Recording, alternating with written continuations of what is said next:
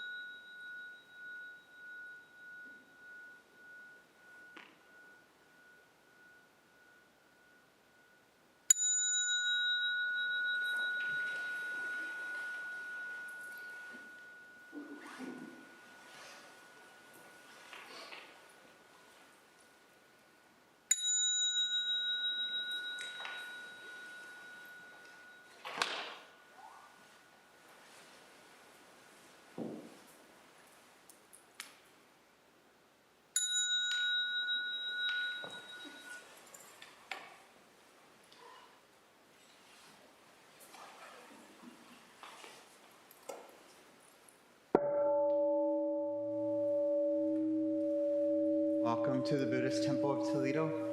Please be seated and turn to page 2 in your liturgy books.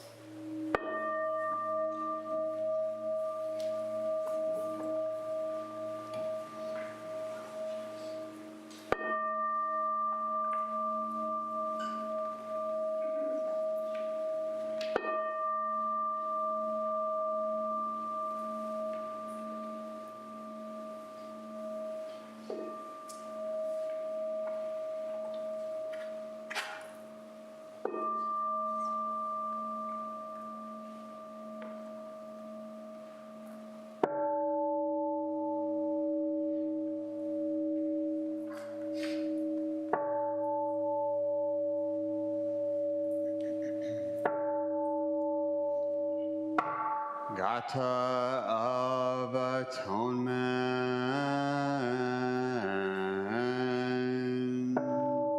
All evil karma ever committed by me since of old on account of my beginningless greed, anger, and ignorance, born of my body, mouth, and thought. Now I atone for it all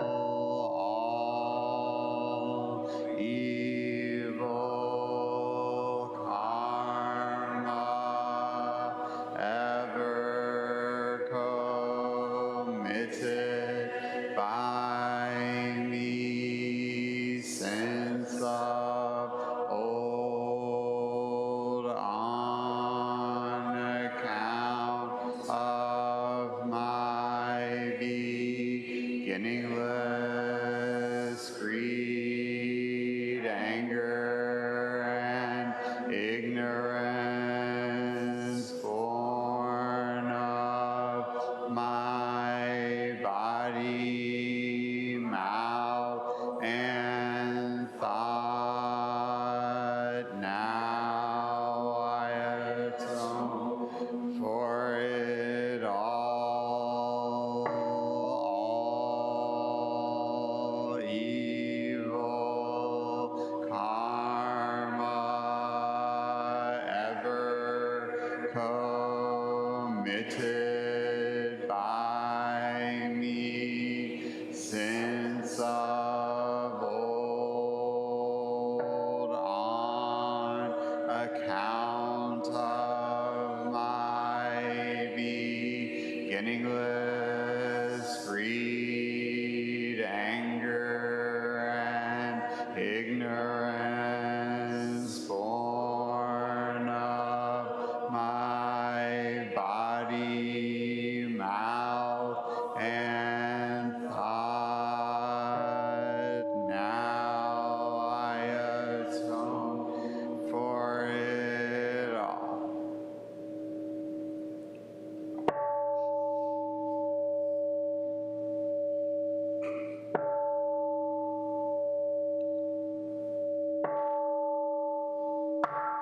Nikaya 3 Refuges.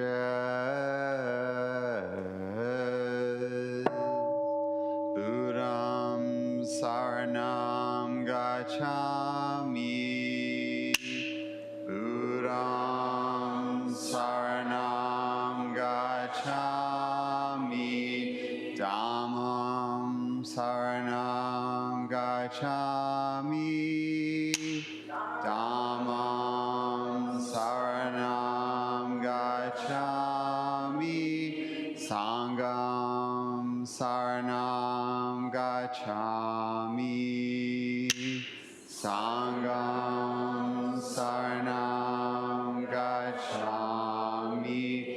I take refuge refuge in Buddha.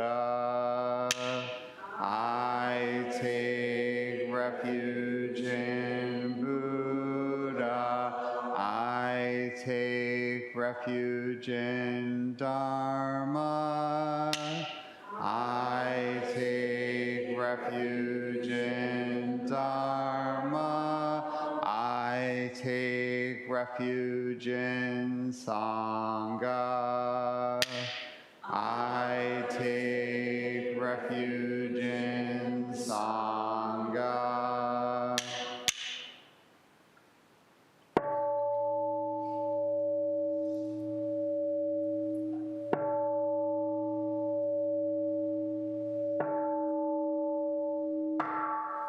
The 5 remembrances.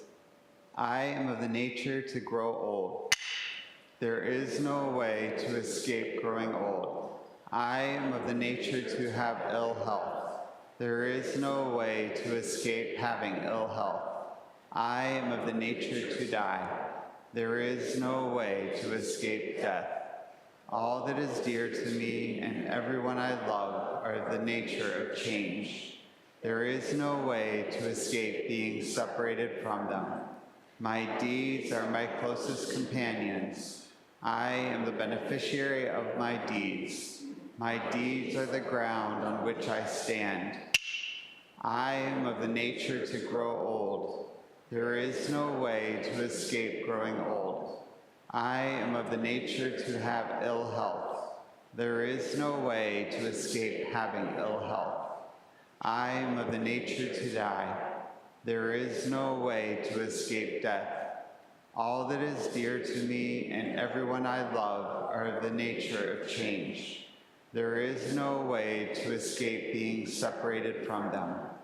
My deeds are my closest companions. I am the beneficiary of my deeds. My deeds are the ground on which I stand. I am of the nature to grow old. There is no way to escape growing old. I am of the nature to have ill health. There is no way to escape having ill health. I am of the nature to die. There is no way to escape death. All that is dear to me and everyone I love are of the nature of change. There is no way to escape being separated from them. My deeds are my closest companions. I am the beneficiary of my deeds. My deeds are the ground on which I stand. This precious human life, rarely encountered, is easily lost. Now that I have life and opportunity, may I practice the Dharma wholeheartedly.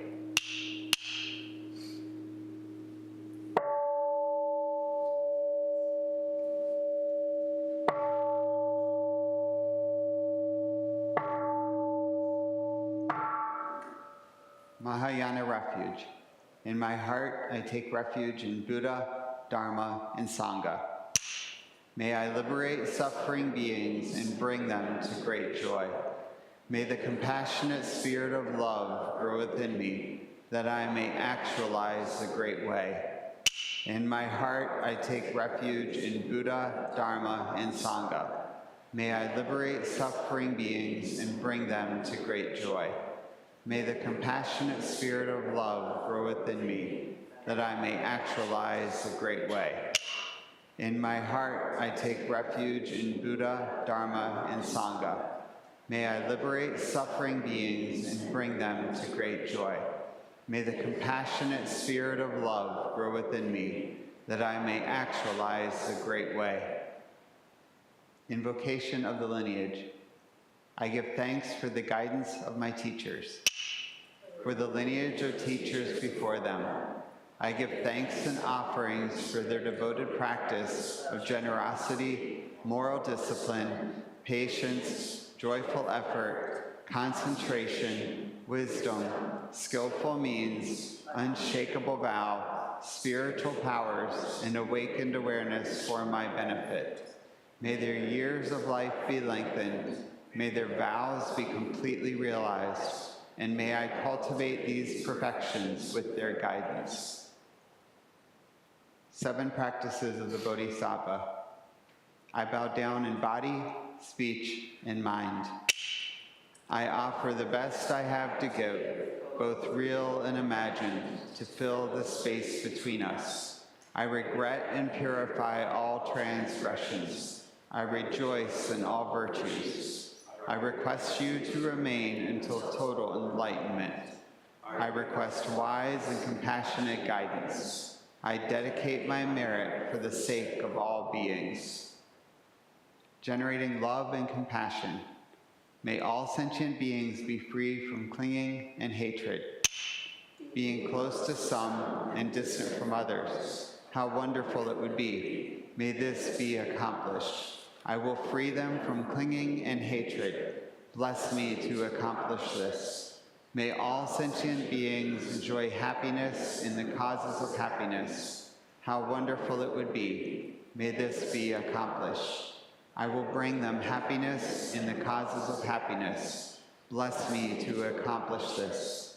May all sentient beings be free from suffering in the causes of suffering.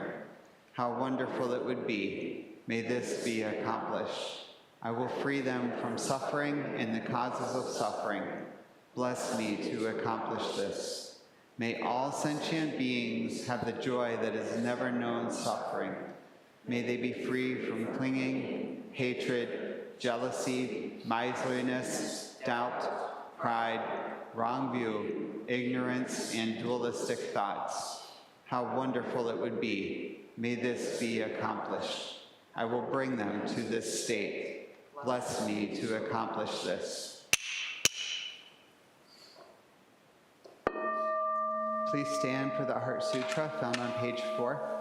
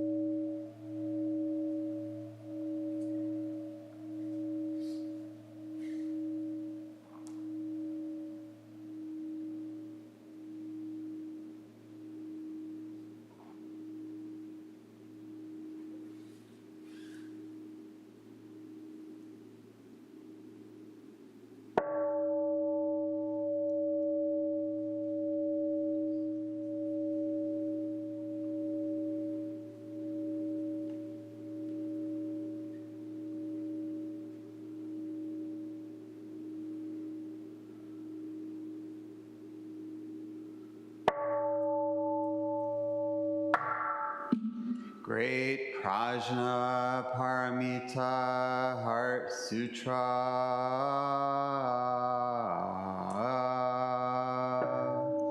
Avalokiteshvara Bodhisattva practicing deep prajna paramita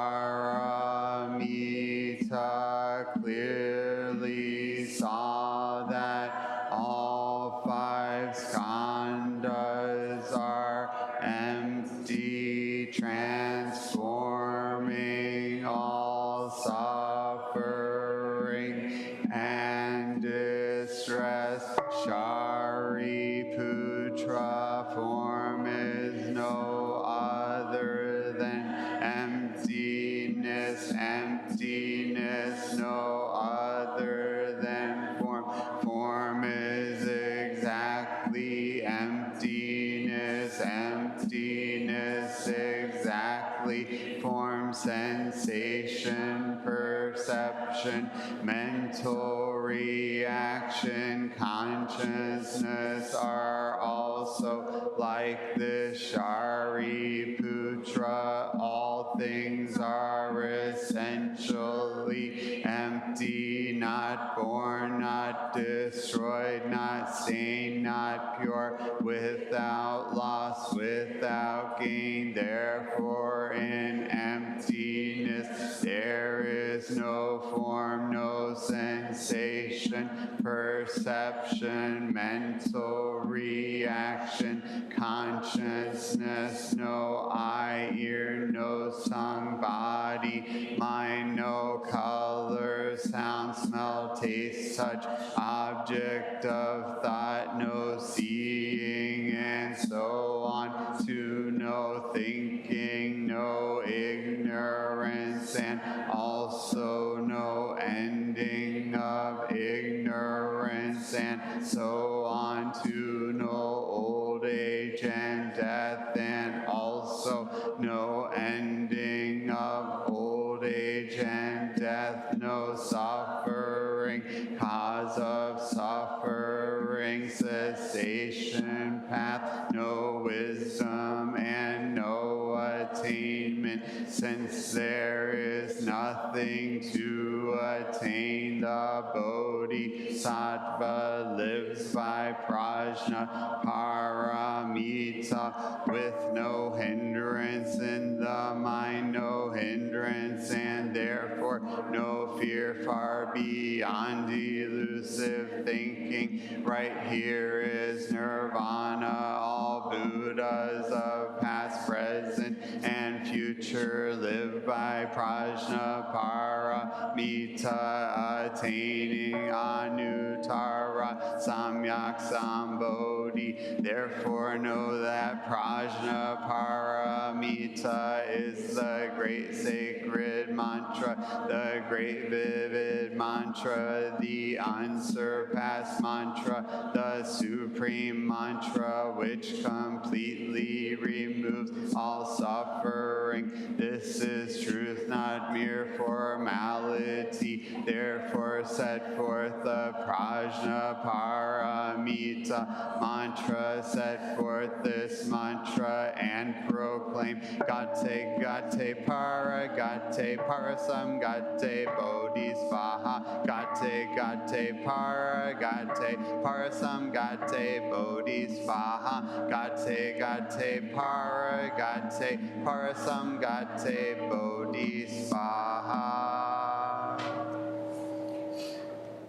Infinite realms of light and dark convey the Buddha mind. All that is and we ourselves come forth in perfect harmony.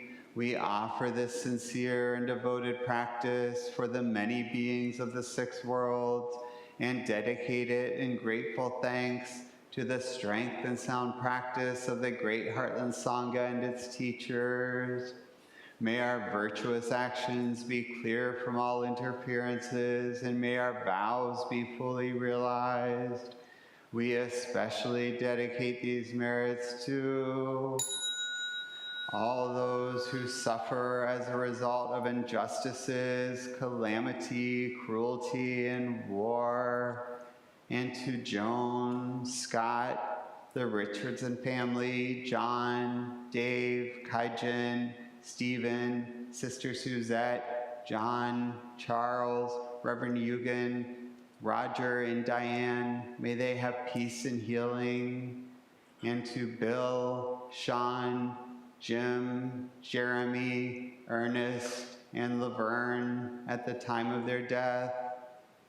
And to those we hold in the silence of our hearts, as well as those names we now voice aloud.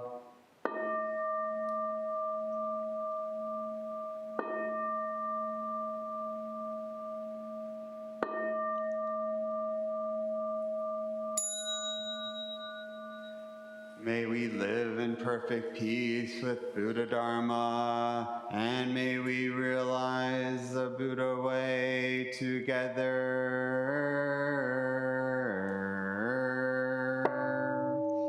All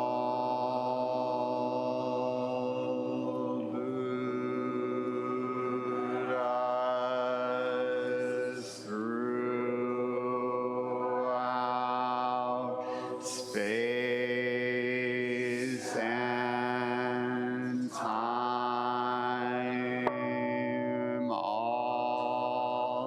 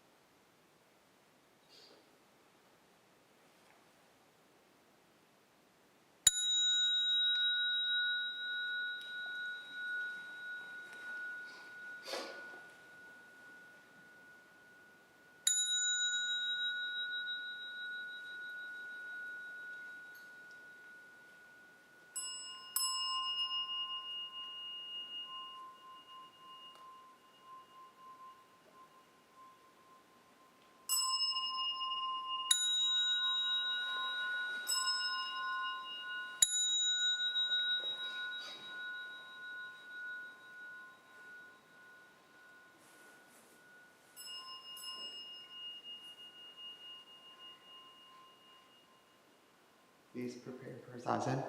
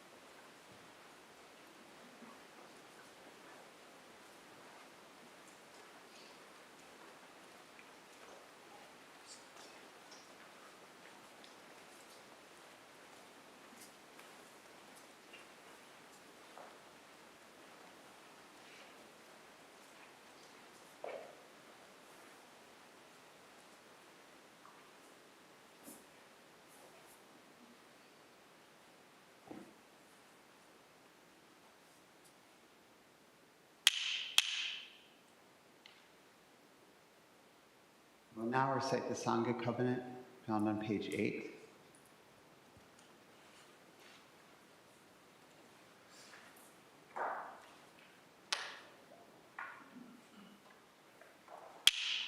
We, the Daishin Kokuji Sangha, with respect for the worth and dignity of each person, with wonder at the wisdom and compassion we seek to cultivate by practice, and with deep gratitude for the teachers of this lineage and our connection to one another, covenant to support each other by upholding the precepts of doing no harm, practicing good, and actualizing good for others.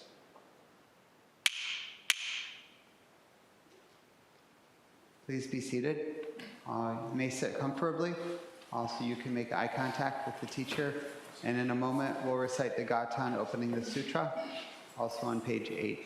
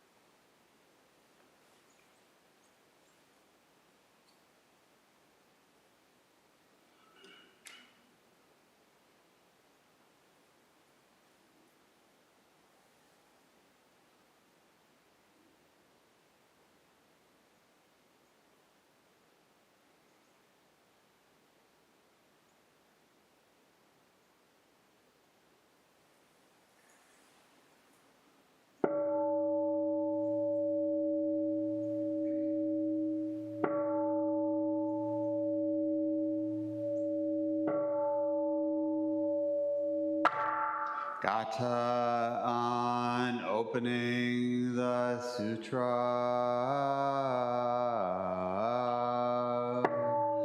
The Dharma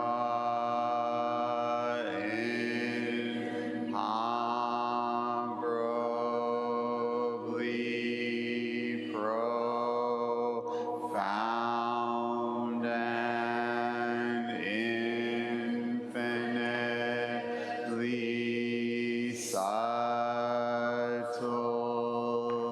is rarely encountered even in millions of ages. Now we see it, hear it, receive and maintain it. May we completely realize the Tathagata's true meaning. So good morning and welcome to everyone. If it's your first time here, or decades, or somewhere in between, I appreciate everyone coming out to practice together, especially on such a amazing day. There's a version of my mind that looks at a day like today and just wants to go, ugh, get inside, turn the heat up, stay away from the windows and not see the gray. But coming out of session, we had this morning this opportunity to come into the zendo while it was still dark out and to witness the real light that arises out of this, what might otherwise get looked at as a dim kind of wintry day. And in the midst of that silence outside and that silence in here, to hear the particularly deep silence of winter, but even to hear a bird here and there. It was a bright morning in a lot of ways. And how cool is it too that, like, where in your life do you go where you can gather with this many people in such pristine quiet? And it's a blessing, even if it feels like, a torture, because, now all of a sudden externally there's this pristine quiet, and internally there's Lord knows what going on, maybe your own symphonies and atonal cacophonies going on. But thank you for bringing it all here. We are, as many of you know, coming out of a session, and for those who aren't that familiar, it's a monthly retreat that we do, where we engage in some pretty, to say it one way, intense practices. To say it another way, very ordinary, simple practices. Hopefully, we can see that they're right in our pocket, and they will go with us today. And still, session, very particular practice. During the retreat, we heard some talks from Rinsen, and I remember hearing a talk from Kensei as I was sewing at home, the beauties of YouTube, being able to be here when we cannot be here. And Rinsen had something to share about the Buddhist teachings, about what we just directly encountered, walking very literally, and walking as an expression of what's actually unfolding in this, whatever your this is, in this moment for you. It seems pretty straightforward. You put a foot out, you lean forward a little bit, you put another foot out. We do it all the time. It's one of the great celebrations. Did you have the opportunity to be there for the grandkids' first step? Did you? I don't recall. Were you there for Finn and them's first steps? At your house. That's wonderful. It's a good thing. I mean, it's a big deal. Okay. Kids are excited about it, but the adults even more so, because walking does mean something. Okay? More so than just a developmental line.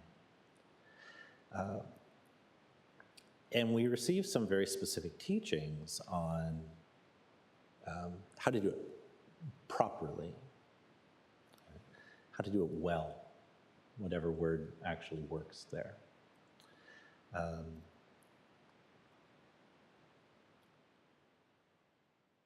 In preparation for today, I had the opportunity to actually look at Roshi's notes, and I don't know if you know about this from talks, is not everything that ever gets written down gets spoken. And so I don't remember if I heard this or if I just got to read it. But I encountered the words, place the foot don't throw it. Let the weight settle. Don't tumble. This thing that seems so obvious and natural, and we take for granted that we can do it until we can't, it can be done poorly, as natural as it is for us to do it reasonably well. And to do it poorly from the perspective of the Buddha Dharma is to do it with a mind that is unaware. To do it with a mind that is not really paying attention.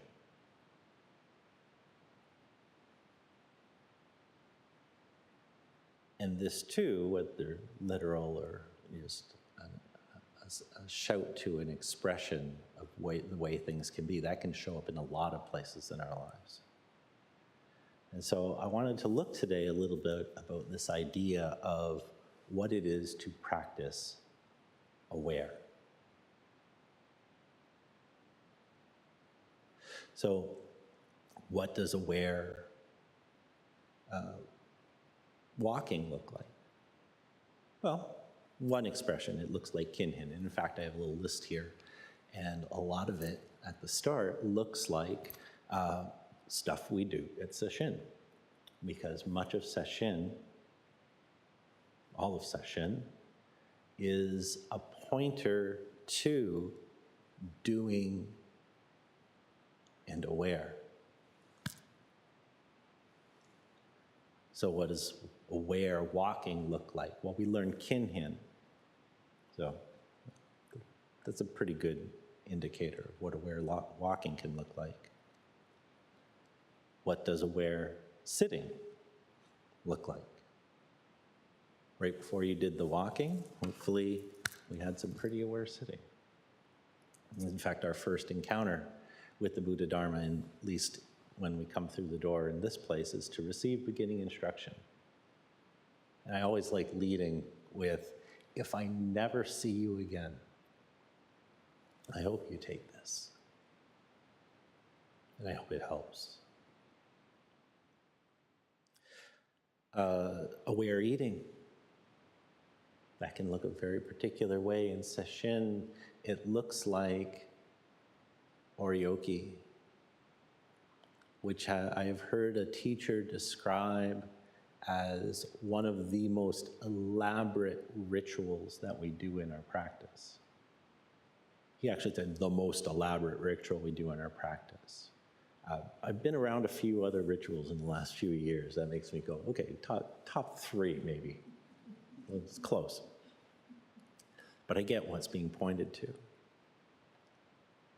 And in sesshin, we've got to get stuff done. The place will get dirty. There's food that's got to be cooked. The bathrooms, all sorts of different things need to be managed. So what does aware working look like? Well, we have samu, and sesshin's not the only place we do samu. We have these samu days on a monthly basis. If you're not a sesshin practitioner, there's something in the non-sesshin samu that engages it with a slight different tingle in the spine. I highly recommend that you look into it. And, what does it mean to sleep aware or to go to rest aware? And standard teaching of the Zen way of when we're hungry, we eat, when we're tired, we lay down. So this is what the tradition continually points towards. And we call all of this practice. But when we talk about being aware, one of the things to carry hand in hand with this is a very specific and particular way of understanding the word practice. Growing up, the one that always sat with me was, I'm practicing to get better at a thing so that then I can go do it when it really matters. And in our practice, that's not actually helpful. I don't know why, but whenever I heard the term medical practice, I never assigned the same interpretation of it, thank God. Because I might have had a very different relationship with doctors. So take the thing, we're practicing eating. We're not practicing for eating, right? We're practicing counting the breath. We're not practicing for something further down the line. You want to dig a little bit deeper into it, and for those people just encountering this practice, bear with me on this one. We practice counting the breath, and we're not practicing counting the breath for enlightenment or awakening, or whatever that is. It's not do this, then that. I'll point to something else that Roshi said over here, and I will point to something Roshi said, the only visible words in the Zendo. If you haven't noticed, please look. Yes, those are Rinzen's footprints.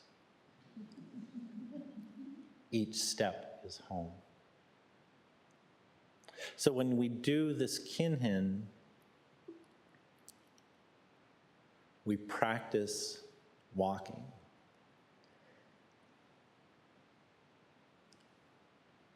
Clappers start, we go slow. We place the foot, we don't throw it. We let the weight settle, we don't tumble. And with each step, that's it. That is the practice.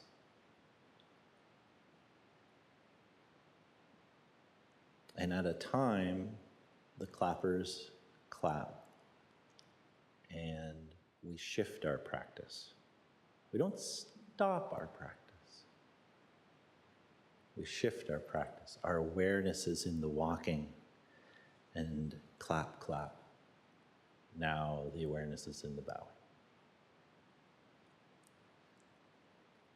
And so we have all of these amazing forms, which is an absolute joy to practice with, particularly in community, particularly at session, particularly watching everyone move through the life arc of trying to remember these practices and then thinking they got it, and then we change the practice a little bit because this works there. And then it's like, now I have a new practice to learn. Or heaven forbid, you get to an age you forget a practice and you need correction, or you make a mistake. Oh, there's my favorite practice of session, receiving correction. It is a really good test of where your equanimity is. When you think you got it all together and then someone tells you, and it doesn't matter if it's a different flavor. It doesn't matter if it's a person in a position to tell you or a person who's not in a position to tell you, you get told. Then you see where your practice is. But it's more than the forms. It's more than how we move and, does the chopstick go there? These things are useful, but how we use the body and mind. The body, in fact, becomes a tool for the mind here. It can't just be the physical form. The form creates a field that the open heart and the focused mind, the trained mind, the focused mind, has the opportunity to play in. And here, play is like practice. Play doesn't necessarily, like when my parents used the term go off and play, there was this element of, chaotic, doesn't matter what I do, unsupervised, very little at stake kind of deal. But dharmic play isn't like that. I see the Tenzos practicing in the kitchen over the cutting boards. Sorry, let me restate that. I see the Tenzos playing in the kitchen over the cutting boards. I see my teachers, through a door left ajar, playing over the Lam Rim notes. Deep and serious and joyful play. As they plot and plan their expression of this teaching, that it might bring us to awakening, that it might deepen and tenderize our hearts of compassion.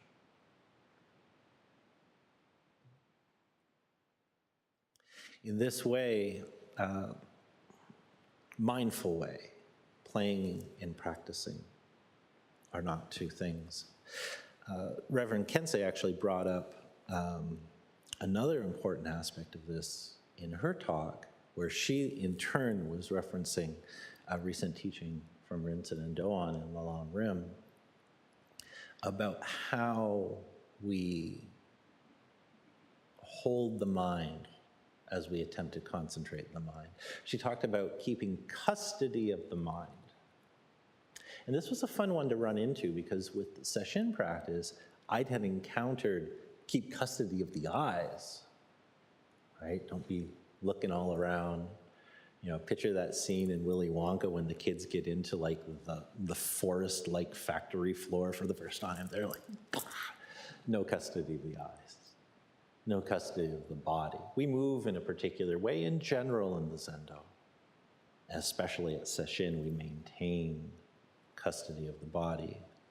But in this teaching that was referred to, she talked about maintaining the custody of the mind. What you let hang out, what you focus on, what you play with, what you practice with in your head might not be a good thing at any given moment. We've got a lot to think about. We get told, hopefully very early on, in our beginning instruction, that that thinking is not an enemy in and of itself. But like the body, like the walking, we can wield it poorly. And when we do, it can be harmful. Even if it's just internal. It's like, I got it too. I'm fighting wars in my head. No one can see, no one knows. I got it together.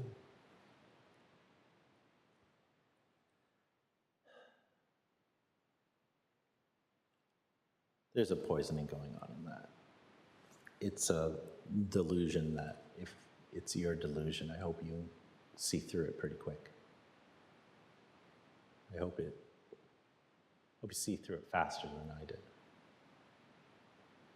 Because in the end, just playing with it, just letting it hang, just letting it be there, okay? You are practicing whatever you're thinking. And I'm not saying that as a celebration or a damnation of it, but I want us to have awareness of that fact.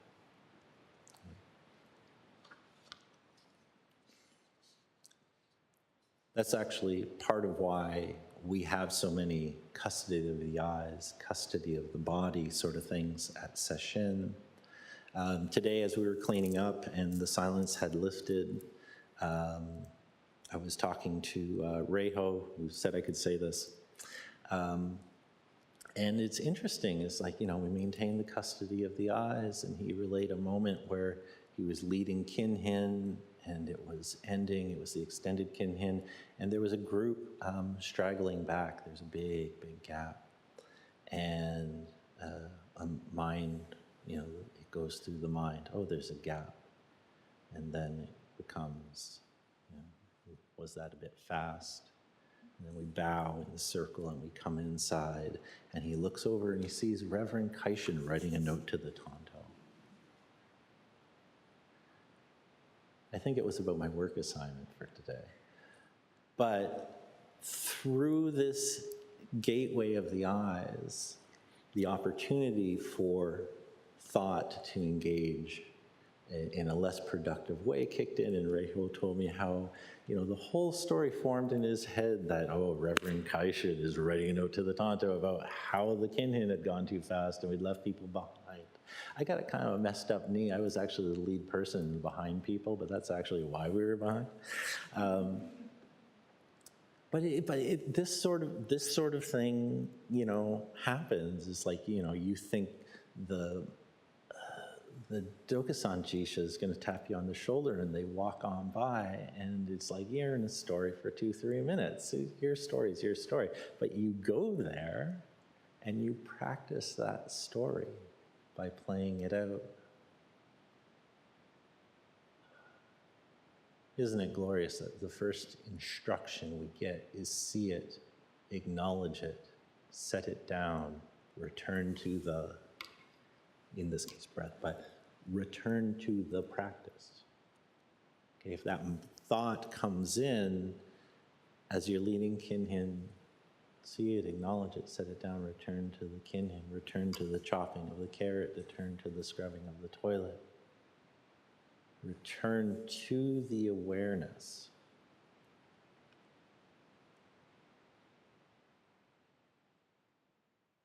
When we do this at sesshin, we do them in a very particular form, at a very particular time, a very particular container.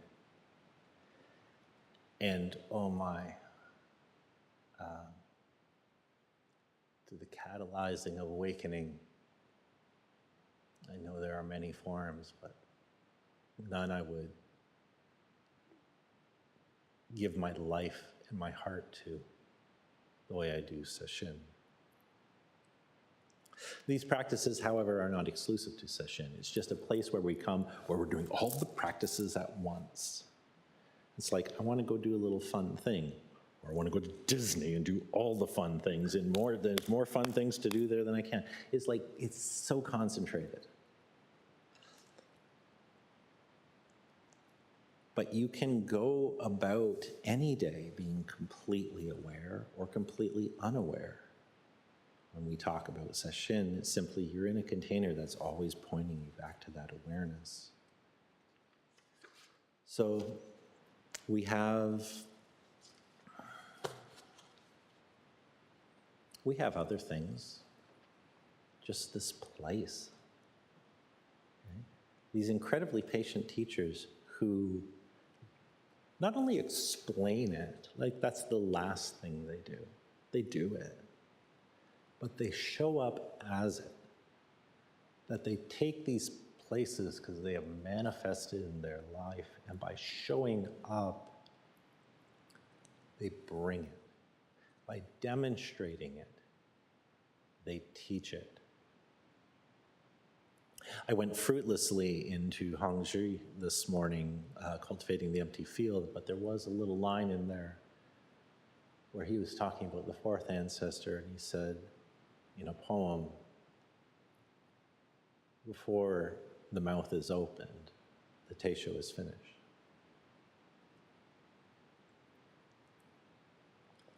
This morning, we are surrounded by many noble friends practicing with our noble friends. A noble friend is someone who is here, who is practicing, and the reason we are here is so that we can practice against each other, with each other. And it's a very safe space to screw up if you're meeting it as practice. We're missing a noble friend today, Kensei, who's tending to the matters of the passing of her mother in the night. And to hear Kokai talk about this family with this daughter who is such a deep practitioner, and that her just showing up as an example and model of compassion and what that brings to them, not sitting the family down and giving Dharma talks to them, showing up as a practitioner, being it there, where it's hard, when it's hard.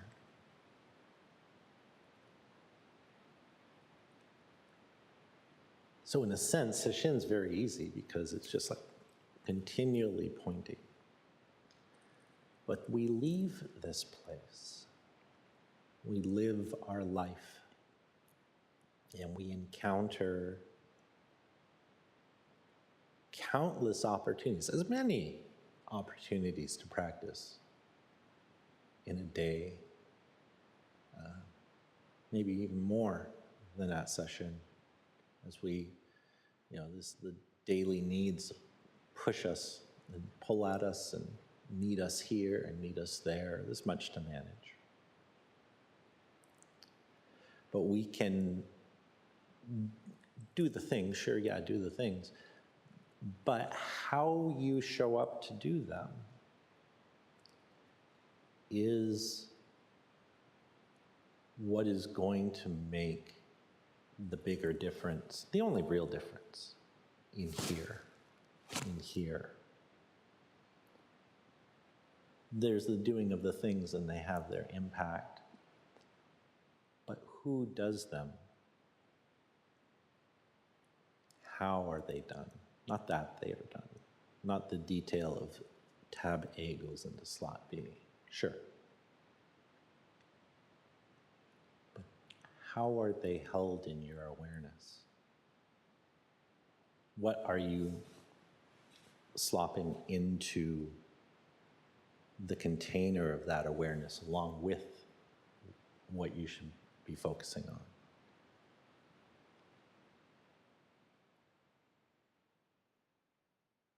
So, what does aware sitting look like? Zazen, sure, but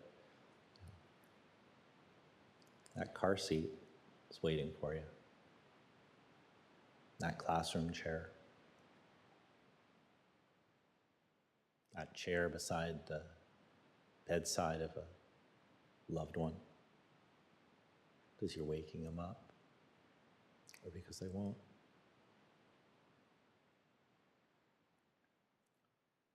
What does aware eating look like? Okay. It's coming. Okay. Daitoku's working on that right now. An opportunity in conversation with other people. But what does the aware eating look like? Aware work?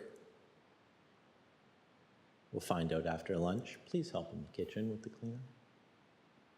Very seriously and playfully.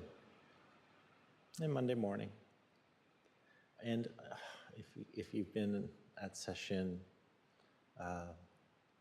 there's a whole myriad of cleanups in our life that are required when we leave this place. Much work.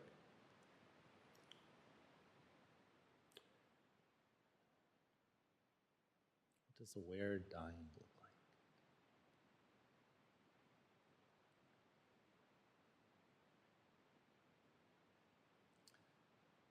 We've had many teachings on this from our teachers, from our Sangha members, from our family. Be aware to it. What does an aware kiss look like? What does it feel like? Does it feel different? All of these things are going to show up. All of these opportunities are going to rise for us. They won't be these enormous, grand moments, but they will be relentless. Then, moment. The unfolding of our lives is an opportunity to practice this awareness in whatever the thing is. It doesn't have to look like this form. But we practice it. We don't practice to get to it. We might walk from here to there,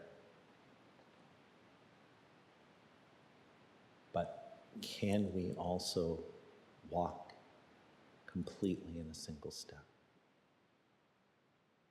in a way that manifests the guidance? Each step is home.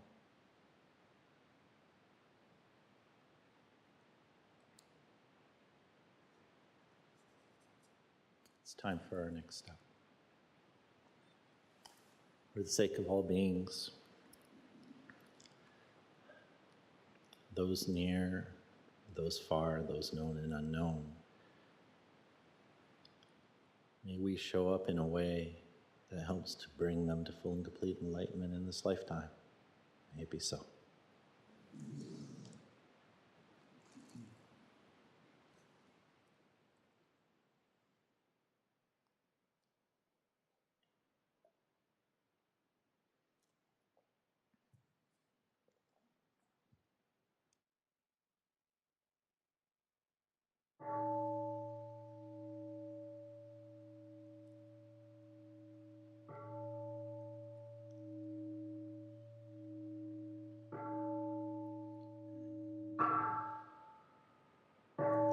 Beings are numberless.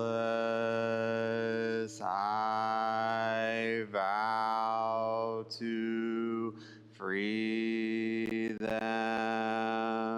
Delusions are inexhaustible. I vow to are boundless. I vow to enter them. The Buddha way is unsurpassable. I vow to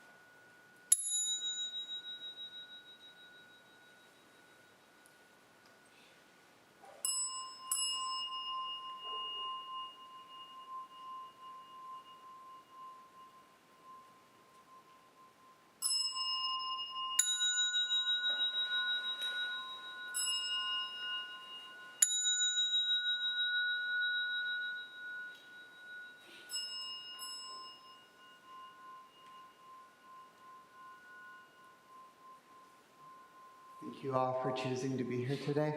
That ends the streaming portion of our service.